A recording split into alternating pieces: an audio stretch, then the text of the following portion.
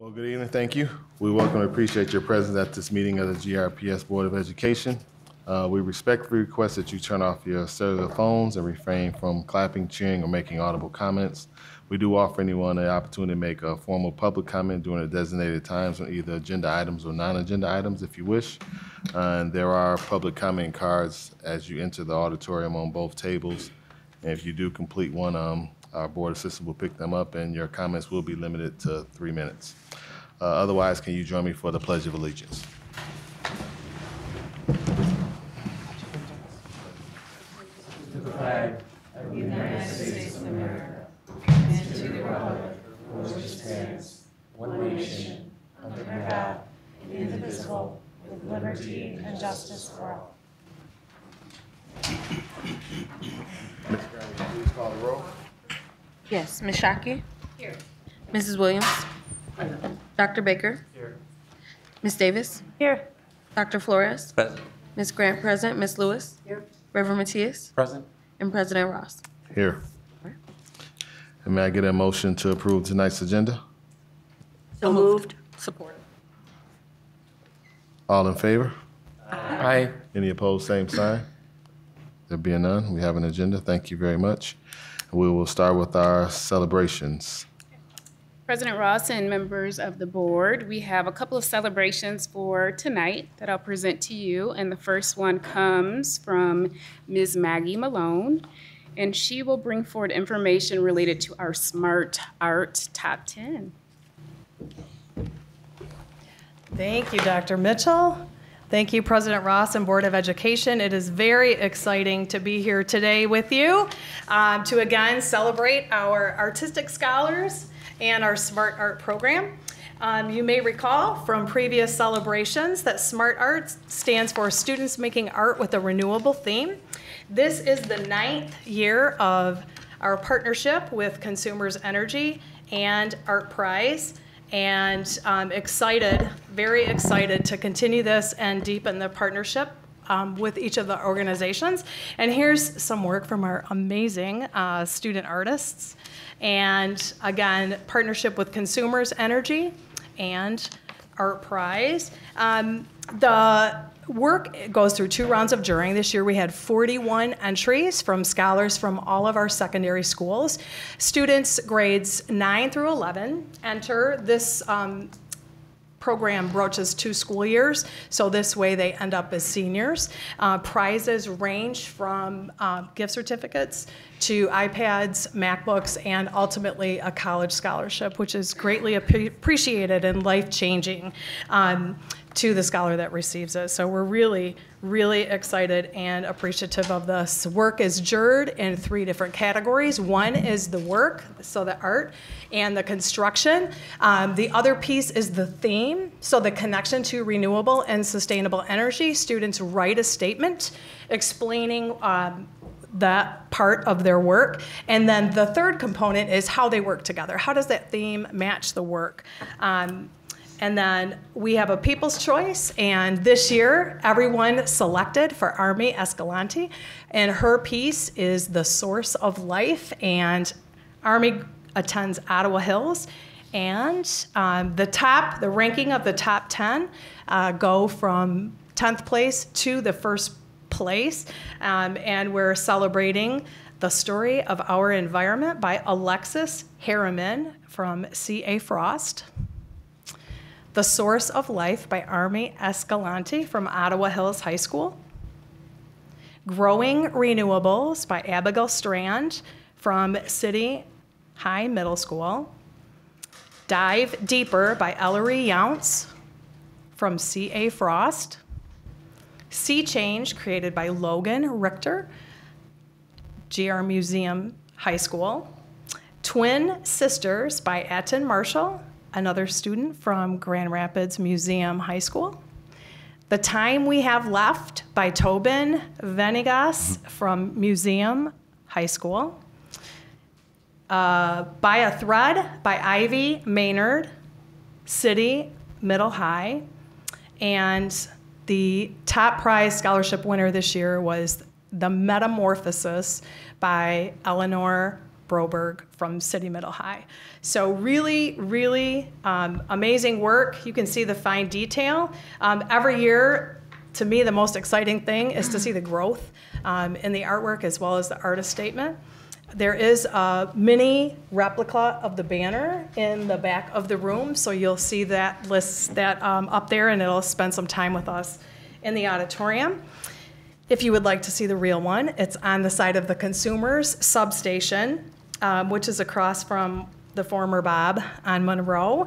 And the students' real work, the actual piece you can see with their artist statement, is displayed beautifully in the First Community Bank at 60 Monroe Street Northwest. And so if we could just have all of our student artists stand up.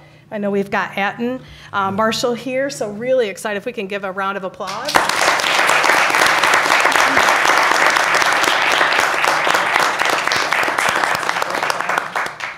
So really proud of all of the scholars who participated in the program, the ones who made the top 10, but also every student is a winner. And we're just proud of everybody and our art staff. And we want to thank you, board, for your continued support of our art programs and our artists. Thank you so much. Thank you. Wow. Absolutely. So proud of you. Congratulations again. Thank you. And before we bring up the next person, which is Mr. Rodney Lewis, I also want to just take time and thank our executive directors, building level administrators and staff, scholars and families for how they navigated the power outage last week. They did that quickly, seamlessly, and we are so grateful for that. So thank you for that. The next celebration is to welcome our 2022-23 scholar representatives on the board. So Mr. Rodney Lewis will provide an introduction to these scholars. Good evening, Dr. Lovelady Mitchell, President Ross, distinguished board members. I want to introduce you to our new Board of Education representatives that will be sitting before you during board meetings and offering their student voice. We've got two candidates. Both candidates participated in the Superintendent Scholarly Advisory Council last year. So this is a 2-year commitment. They had an opportunity to interview for the student rep position this year, and so they were the winners. And so we have first Aisha is a senior at Union High School, Aisha Mohammed. Ms. Mohammed has been at Union since 9th grade, holds a 4.3 grade point average. She's hoping to follow in the footsteps of her older siblings, where they attended University of Michigan. Her goal is to attend University of Michigan as well, and either study law or healthcare. At Union, Ms. Mohammed is a member of the Union High School Guardian Club, National Honor Society, Michigan Youth in Government, the Superintendent Student Advisory Council, and the Biology Club. Aisha is involved in outside programs such as TRIO, Upward Bound, the Mary's Youth Council, and Why We Empower Her through the YMCA, and volunteers at the Kid Food Basket. So let's welcome Ms. Aisha Mohammed.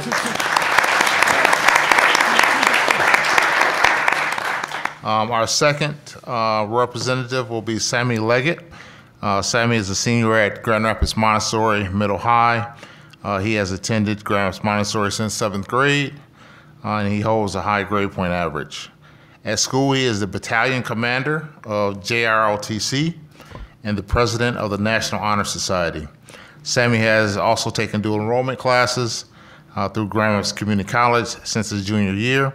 He is a member of the Superintendent Scholar Advisory Council and is one of 2 student reps on the Strategic Plan Implementation and Community Engagement team.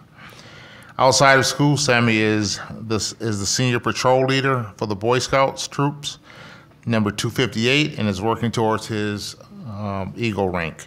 This past summer, he participated in the American Legion Boys State and was elected to the highest position as governor.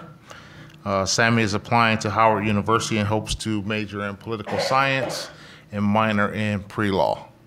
So please welcome Sammy Leggett.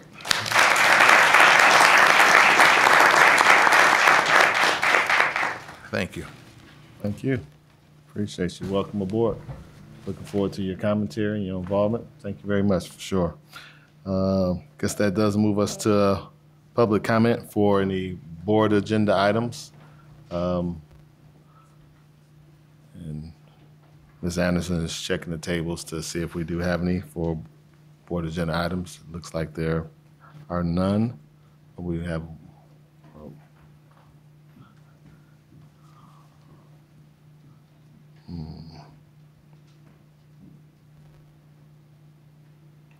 none. Thank you. So that moves us to our reports for this evening. We'll start with the secretary's report. All right. I don't believe we have a secretary's report this evening. Okay. Okay. You can go to the legislative committee for that. So we'll come back to that, and we'll go ahead and go to our committee chair updates, and we'll start with the legislative committee. Legislative committee met this evening, and a large portion of our discussion was around the legislative platform. So each year, you all know that we update our legislative platform, talk about what are our priorities for the district, and how can we best lobby to serve our students. And so this is just pretty much a note that we will be working to update that platform. If you all have certain issues that come to mind, we will be working on that throughout the end of the year. And just keeping in mind that there will be a lot of changes coming up, so that won't be confirmed. The new platform won't be confirmed until the beginning of next year, when you know exactly who you will be lobbying. Also, there is one item that we are keeping an eye on before the new legislature comes in, which is a ballot initiative called Let My Kids Learn. We will have an outline for you guys talking about the pros and the cons of this ballot initiative, and the legislative committee will be taking a stance on that initiative and sharing it with you all so that we can vote as a full board and definitely share where we stand as a district on that initiative. We hope to vote on that October 17th, where we stand, so we will get something to you guys soon, and if you could review that, that would be awesome. And we will also be setting the date for the legislative luncheon, which is usually the end of February, and Capitol Day, which is in April, so if you guys can keep an eye on your calendars for that. And that's all I have. So we can circle back to the secretary's report. I have a few committee meeting schedules to share. Ad hoc Facilities Committee will meet Wednesday, September 21st at 4 p.m. here in the auditorium. Policy Committee will also meet Wednesday, the 21st at 5 p.m. in room 101. And Finance Committee will meet Monday, September 26th at 4:30 p.m. also in the auditorium. All right. Thank you. Takes us to the superintendent's report. President Ross and members of the board, we have two reports tonight. I'd like to invite Mr. Kurt Johnson to come forward to provide information on the 2022 Turkey Trot kickoff.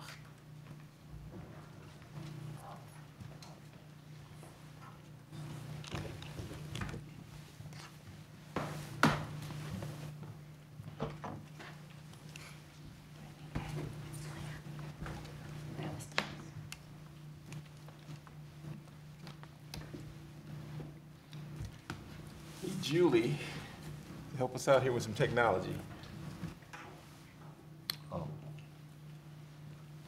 Maggie's going to come to the rescue behind you, sir. Mm-hmm.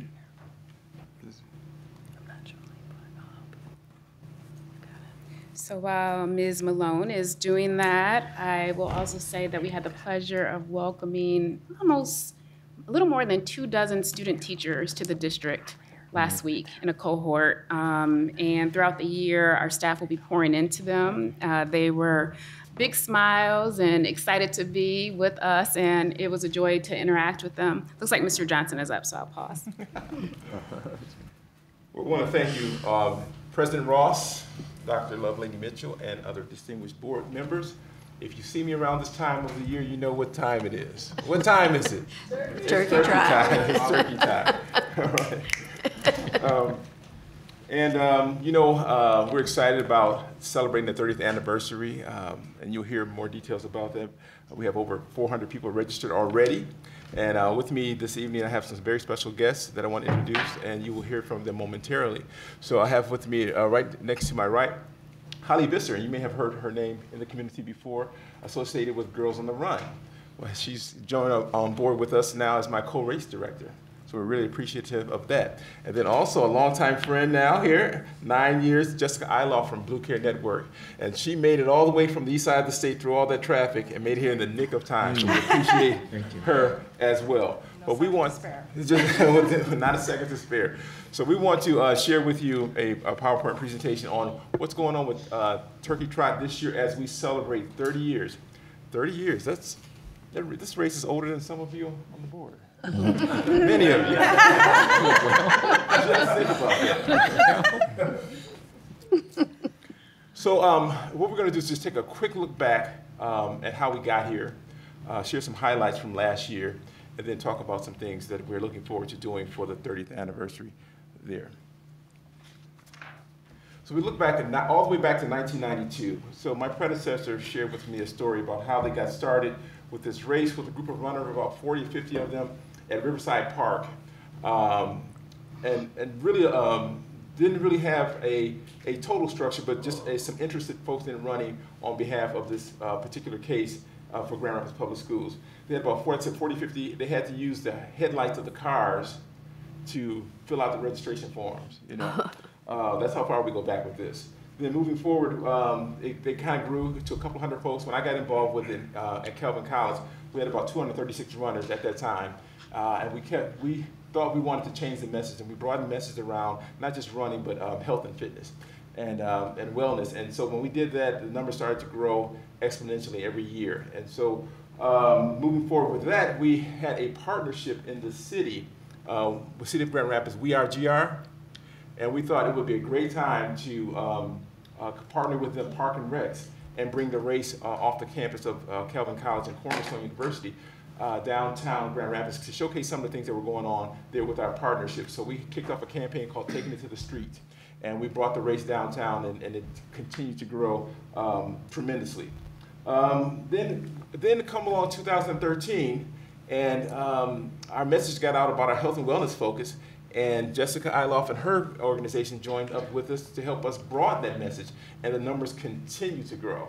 And then we had our biggest turnout 2018 with 4,460 runners there, and we want to continue to grow that as well. And so last year, well, 2020, we got hit with the big C word, and we had to go viral.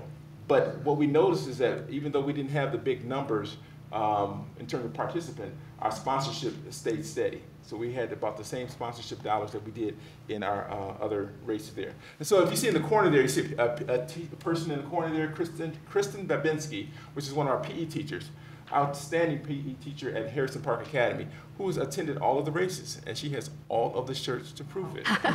And so she's going to be joining us also for the 30th, so we're excited about that. So last year, everybody was eager to come out of the pandemic and return in person, and 42 people, over 4,200 people joined us with that, and we were very excited about that, to show that they're really still connected to this race and really love it. And we also had about 400 people, over 400 people, join us still virtually from around the country. So we kept that virtual option there.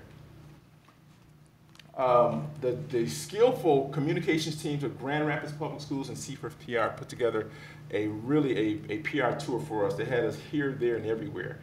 Radio, TV, live, recording, everything. And we amassed a media value of over $130,000. So if we had to pay for that out of our pocket, that media exposure, that's what it would have cost. But we got that pro bono. So the 29th annual, again, our sponsorship dollars ended out at almost $55,000 there. We had 26 new and returning sponsors there. So you might recognize several of those emblems up there on the wall there, those logos there. So this is where we landed 2021. So we had registration, sponsorships, and donations. And then after we paid all the bills, this is what was left over to donate to our athletic department. So we thought we did a pretty successful year, and we want to continue to grow in the right direction for that. So community participation. So we have collaborated with several partner organizations, and you'll hear more about that in terms of cross-promoting. You know, they promote our event, we promote their events, you know, kind of a symbiotic relationship there, and we want to do more of that, and you'll hear more about that. Tom the Turkey, several of you participated in a photo op a few minutes ago out in front of the building with Tom the Turkey. He will be making his rounds as well throughout the city to some very distinguished offices, and we'll get a chance to promote the race through other mechanisms as well. School Challenge will be kicking off, where we have all of our schools competing against one another to see who can come up with the most registrations on behalf of their school. So we will be doing that again this year. So again, like I said, you know, our presenting sponsor, we're really appreciative and thankful that they are joining us for the 9th consecutive year in a row that they've been with us. So at this time, I want to introduce Jessica Iloff and have her say a few words. Well, I've been here so often, I don't think I probably need an introduction. So I'm here once again to show our excitement at Blue Care Network as well as Blue Cross and our commitment back to the community to help fulfill these kids' needs with sports. I mean, it's just such an important thing as kids grow from infancy into older adulthood. The habits that they create through their school sports. And so this is just such a great opportunity to invite our communities and our families to come out and use your feet before you eat. I know that's our slogan.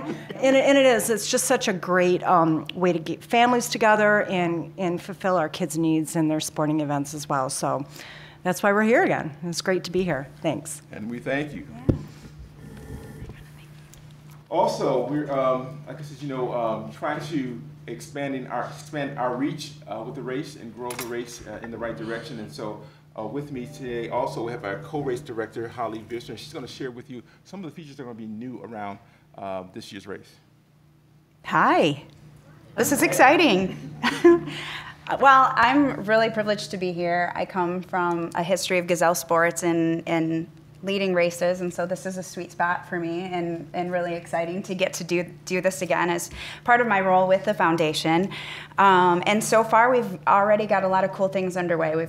The train is humming down the tracks, and we can say that on the previous slide you might have noticed that the background of that is our route. Our route is finalized and approved with the city, and we've got a map so that people can look at it if they're curious and they're signing up and joining us. In fact, we've got 413 registrations as of this moment, if you're keeping track, or maybe that's just me keeping track.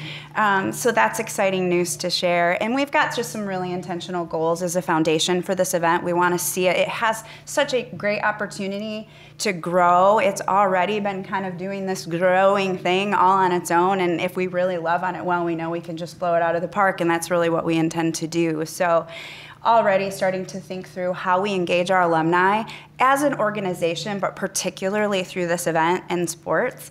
In addition to that, we've talked about, and he mentioned a little bit about it earlier with the running community. That's something that I'm really invested in and have been a part of for a lot of years. And so even in the early development of an advisory community subcommittee for our race, where we can get some people behind us and really sharing out and being ambassadors really of the Turkey Trot brand in the running community themselves. So we're really excited to get that off the ground. Everything's little baby steps in organic movement right now, but we've got some people that are excited to come on board. And then just in addition to that, like the messaging and the marketing and how we do that and get the story out, we've got a Facebook page, we've got an Insta page. And while Tom is really the leading star, in case anyone's wondering, but we're working on really starting to speak to, on top of that, the scholars and why this event exists. We've talked about how it started with, really focusing on running and bringing running into the community, and then it took on this health and wellness kind of initiative. But really, truly, what is it all about? The same reason you all are sitting there, right, and uplifting our scholars. And how do we tell that story and why Turkey Trot exists for the great sports programming? So that's something that you'll start to see us really start to lean into as we move into these next couple of months into the race, and really truly just getting excited and trying to blow it out of the water. We've got some big goals for fundraising and there it is. Our goal is for fundraising for sponsorship, $100,000, and try and break that 5,000 registration participant number for the first time ever. We'll see, that's a big goal, but we're here for it. And we're going to go big or go home. So again, some of our committed partnerships and sponsors that are on board with us now, we've recognized many of those because they have joined on with us and are returning, so we're very appreciative of that. Again, the biggest message is to make sure we have programming after school accessible to children that are barrier free. And so we try to eliminate the pay-to-play situations there. Again, you heard a little bit about the Alumni Connection. They're growing that database, and we want to keep in touch with our alumni. If you think about your own universities, how much they reach out to you after you graduated years, they still keep you connected to universities. So similar networking there. So we're looking forward to really developing that and growing that as well. So you heard about the Turkey Trot social media. We have a Turkey Trot page, designated page now. It used to be an event page, but now Turkey Trot has its own page there. And then connecting with the running community, as you heard there. And then, like I said, now we're just pushing registration. Here's multiple ways to sign up for our new website. You can go there and see the Turkey Trot banner, click on that, and then look at some of the registration pricing that's going on. So we're really excited about launching 30th year of Grand Rapids Public Schools Turkey Trot there. So what we want all 4,664 previous participants to bring one or more who have never participated there. And if you do that, we can hit our goals there. So all of you who've been on this journey with us, come back and bring someone who has never participated before there. And we want to also, that's our friend-raising campaign, so to speak. And so we're also looking at not only having a great time, but we'll reveal the color of the shirt as it gets closer to the race. That's always a big deal. What color is going to be the shirt? So we'll reveal that closer to the race there. So we want you to come out, register if you have not, a chance to do that. And we plan on have what they call a hootenanny of a time. I heard that at a Texas State Fair. It means that people gather to have a great time. So we plan on having a hootenanny of a time for 2022, the 30th anniversary of Grand Rapids Turkey Trot. Thank you. Thank you. So our second report this evening will be an update from Human Resources on retention. I would like to invite Ms. Anya Lusk to come forward to provide this update. And while they're coming, I would also encourage you all to, if you haven't, check out our Facebook page where it spotlights Southwest School when they kicked off our National Hispanic Heritage Month on September 15. And so there's been some wonderful videos on Facebook about it, so check it out. Ms. Anya Lusk. Good evening, everybody. So I'm here tonight to provide the board and Dr. Lovely Mitchell with a very brief staffing update. The presentation is mostly going to focus on the recent hiring boom that we've done, our current vacancies, and what we're doing to recruit and retain staff members. So for the last few months, we've been, like I said, on an incredible hiring boom, as we often are when the school year begins. As this slide shows, in August, on August 4th, 2022, we had 397 vacancies, and over the past 40 days, we've been able to shrink that down and hire 140 employees, which has been a tremendous effort, not only by the HR staff, but from the hiring committees and the hiring managers and everybody else involved in the hiring process. You may recall that back in May I presented on a somewhat similar topic and mentioned that there were quite a few hard-to-fill positions.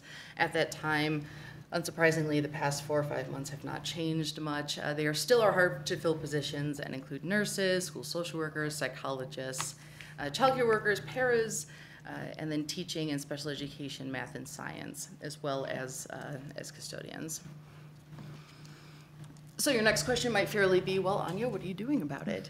And I'm thrilled to tell you there's a number of things that I'll be showing you over the past couple of slides that we're doing to retain and recruit people. The first is that we have a $1,000 sign-on bonus for GREA members, which includes teachers, but also a huge swath of other employees. We are also working with the unions to create a referral bonus for support staff positions where many of our vacancies exist.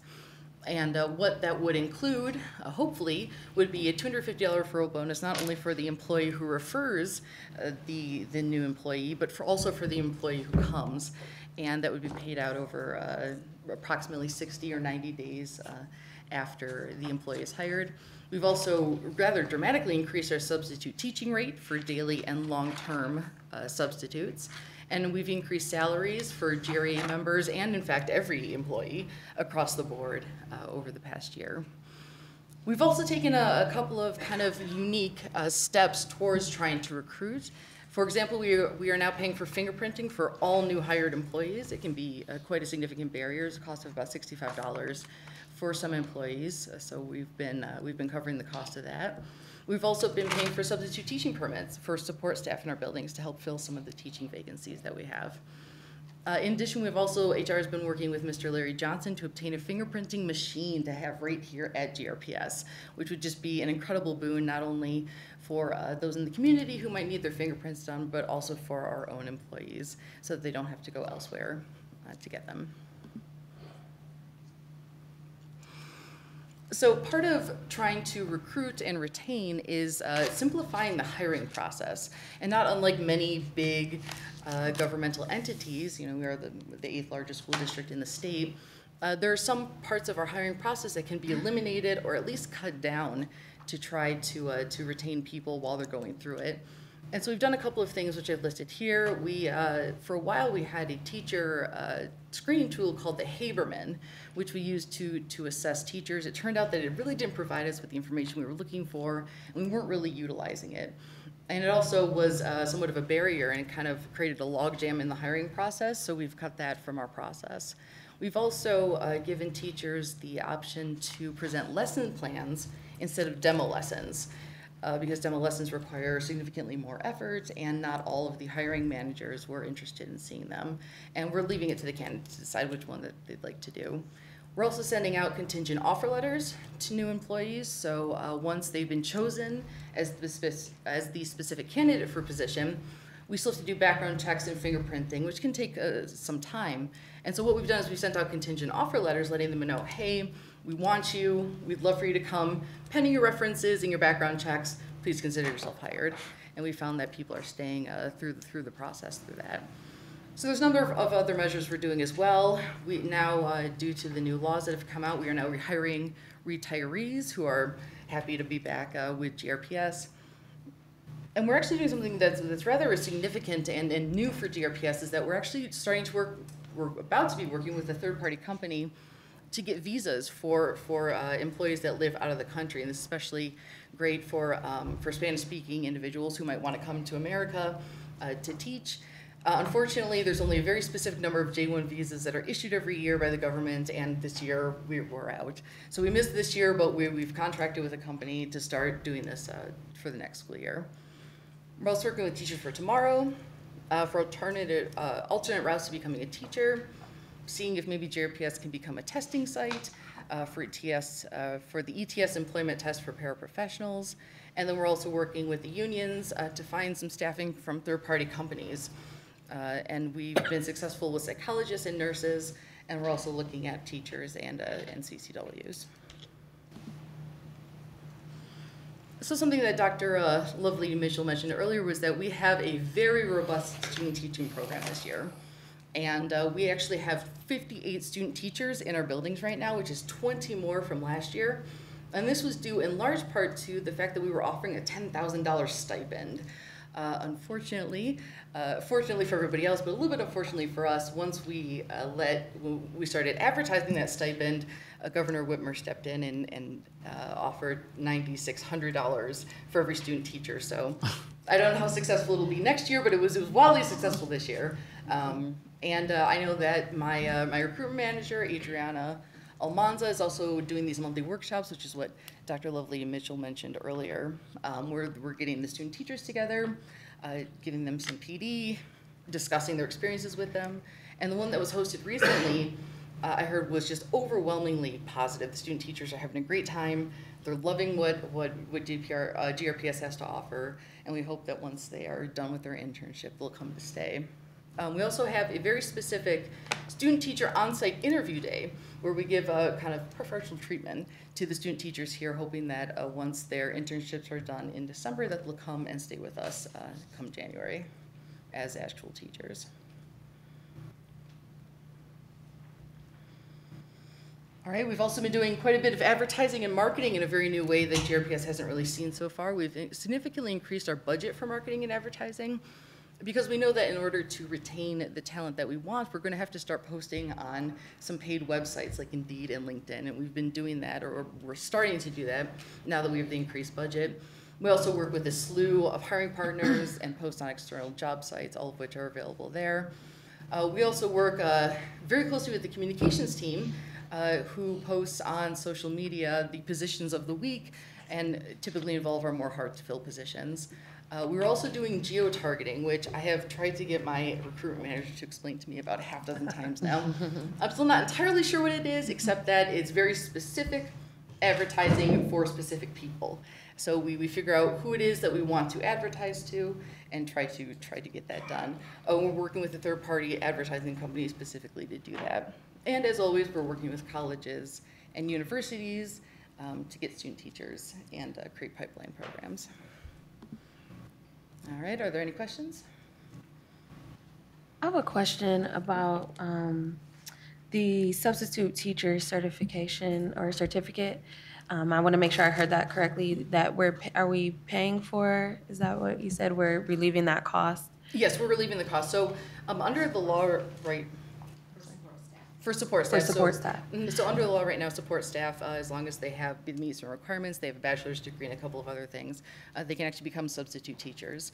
So we're paying for that cost so that we can keep them in the classroom. That's wonderful. And a question that I have is around, are there any, what's the fine print with that certificate? And of course, I'm not suggesting that we hold people hostage with that certificate, but is there, I'm not quite sure how much that certificate costs, but do we know for a certain time that they will stay with the district, or I'm just wondering what that looks like. So Ms. Grant, these are actually our current employees that work in paraprofessional and child care worker positions in our unions. So they are our current employees. Those are the people that we're paying for their certificates, and if they choose to, if their principal asks them, they're saying, yes, I will go in and take a class for a day, and we're covered legally by having that substitute permit. Understood. Is that also a recruitment tool that can be used for people who are interested but need to be certified? Have we used it in that way, or is it just for current staff? For the substitute permit? Well, I guess I need to make sure that I'm asking this correctly. I know that we also have vacancies in that area, and so I'm wondering, is that cost of the certificate also deterring people who might be able to fill those vacancies, and are we, or maybe that doesn't make sense, but I'm just asking, does that? So it depends. We have hired people on full year permits, which is different than the substitute permit. Okay. So we do have some of those options as well, and we're working with those to do that. If they have the credentials that the state will allow us to pull those permits. And that's also where Teach for Tomorrow is one of the entities that do alternative certification options.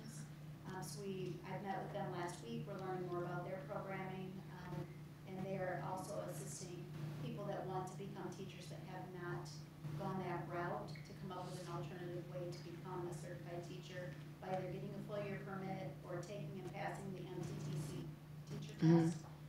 Then they can get an interim teaching certificate, which we can hire them with that as well. Okay, thank you. Mickey's also been working very closely with Kent ISD to try to create a program countywide for the alternative teaching route. So, and to the extent that Kent ISD might not be as thrilled about it as we are, though I have no reason to imagine they aren't. She'll be implementing something within our district as well. Curious as to how many credit hours one needs to qualify for substitute teaching. 60. 60 right now? 60 for a day-to-day substitute permit. Thank you. For a full year permit, you have to have a bachelor's degree or in the subject area, major in the subject area, or passing a TTC test. Okay, thank you. Any other questions? In terms of the our still need, or the need that we still have.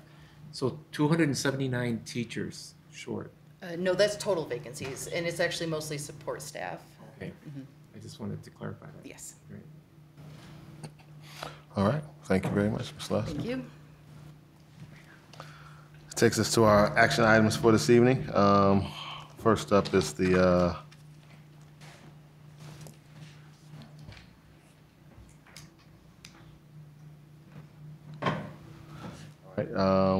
so yeah, our first action item is the GRPS contract ratification. There were highlights of this in your packet. I don't know if anyone may have any questions for Ms. Savage. Otherwise, may I get a motion to approve the GRPS contract ratification? Motion to approve the GRPS contract ratification. Support? Support. All right, Ms. Shockey, Yes. Mrs. Williams, Yes. Dr. Baker, Yes. Ms. Davis, Yes. Dr. Flores, Yes. Ms. Grant, yes, Ms. Lewis, Yes. Reverend Matthias, Yes. President Ross. Yes. And my other action item for this evening is MSB, the Michigan Association of School Board Delegates. The Michigan Association of School Boards is meeting the Grand Traverse Resort and Spa, and we have an opportunity to approve up to 4 delegates.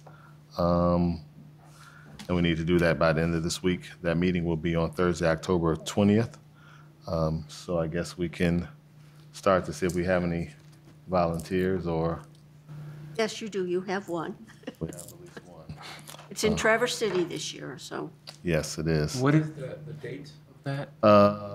Thursday. 20th is when we 20th have is the, delegate assembly on Thursday, October 20th is the delegate assembly. Don't hold me to this, but based on that, I'm assuming that that it probably is Wednesday the 19th through Friday the 21st. But I'm making an assumption there, so don't hold me to that. But I do know the delegate assembly is on October 20th. it starts, I think it starts on that Wednesday, but Thursday's when they have the CBA classes. And then we have the delegate assembly on Thursday night. And then there are, speakers and so on, but that weekend is filled with the different CBA classes and so on. So Gotcha. I think the last one is finished about 3 o'clock on Sunday. Okay. Yeah, you can put me down as well. All right, great. Anyone else interested and able? Dr. Flores, don't you want to go to Traverse City again? Isn't that Not blizzard? really. I'm not available, I'm sorry. Okay, well, we do have at least 2.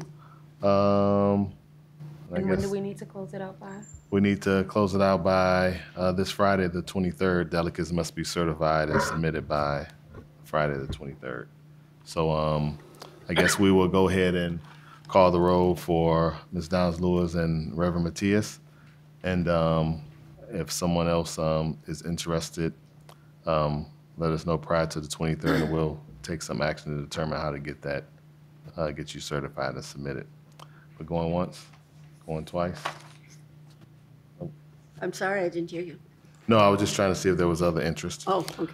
Okay, well, we'll go ahead and call the roll to approve Ms. Downs-Lewis and Reverend Matthias as delegates for GRPS at the MASB Delegate Assembly on October 20th.